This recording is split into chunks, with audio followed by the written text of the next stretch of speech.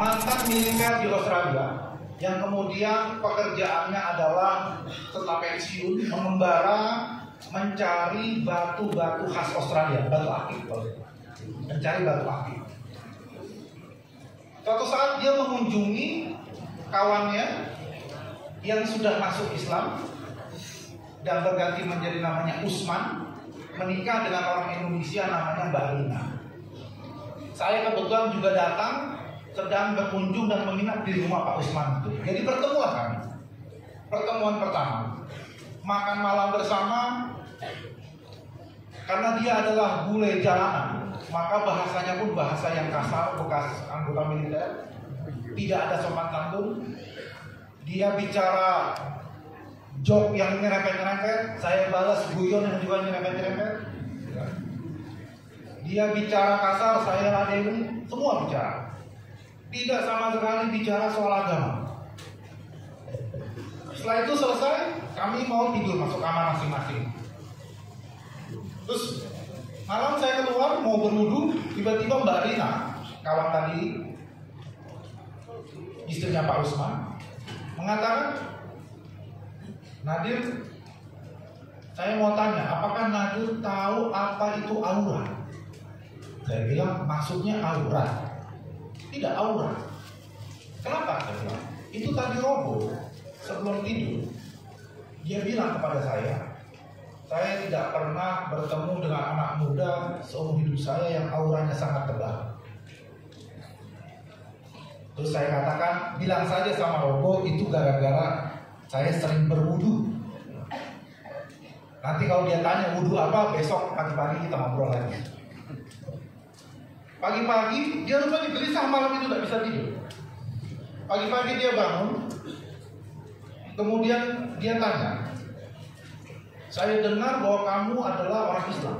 Iya. Tolong, saya sudah gelisah tidak bisa tidur sejak semalam ngobrol. Saya mau masuk Islam. Saya bilang, buat apa mau masuk Islam? Nggak enak masuk Islam itu. Kamu nggak boleh lagi minum minuman keras, nggak boleh sembarangan sama perempuan. Rugi kamu masuk Islam. Nggak usah. Makin kaget ya saya tolak.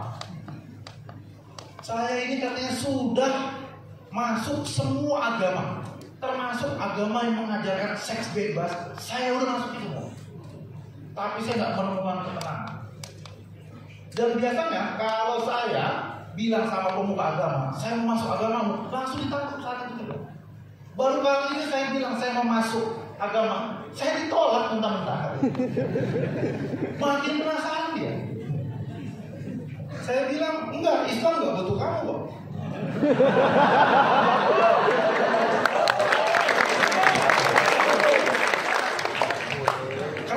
Kenapa saya tolak? Karena saya khawatir dia hanya mau ikut-ikutan punya aura tebal. Karena tadi itu dia mencari aktif, punya spiritual, gitu ya. Jadi saya bilang sudah begitu saja sekarang. Saya bilang, kamu pikir-pikir saja dulu. Udah, saya mau pulang. Pulang.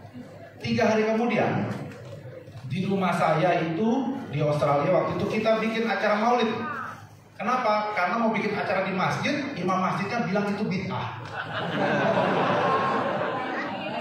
Saya bilang tidak masalah, masjid ditutup untuk kami jadikan rumah-rumah kami masjid. Jadi maulid di rumah saya. Maka jamaah datang, hadir semua, termasuk Pak Usman dan Mbak Rina datang, dan dia bawa robo masih. Ya, robonya belum pulang, masih penasaran.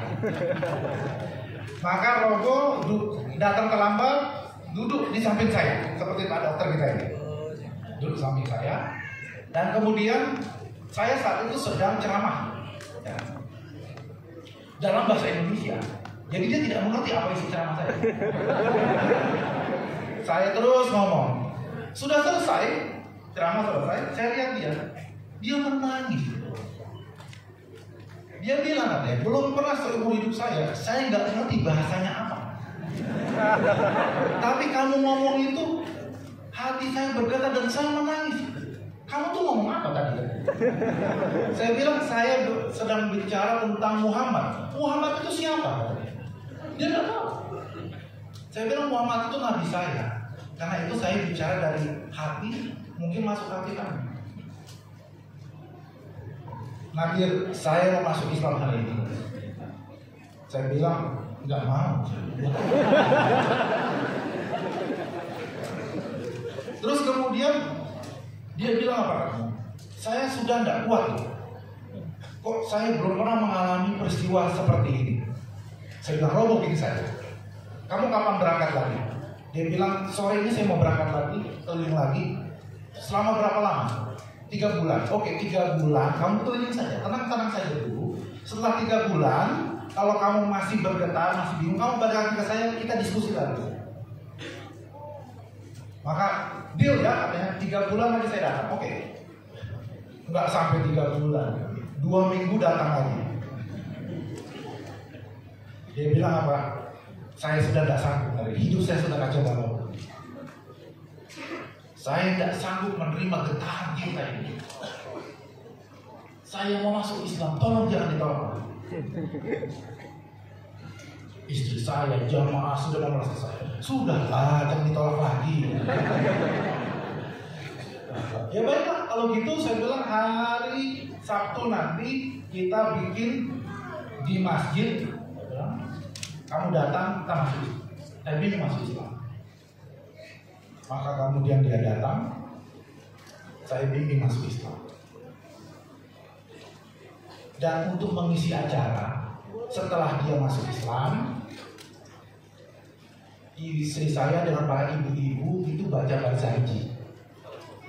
Ya salah. Selesai itu saya lihat nangis lagi. Sampai tidak bisa ngomong nangis. Kok sudah timbul kan?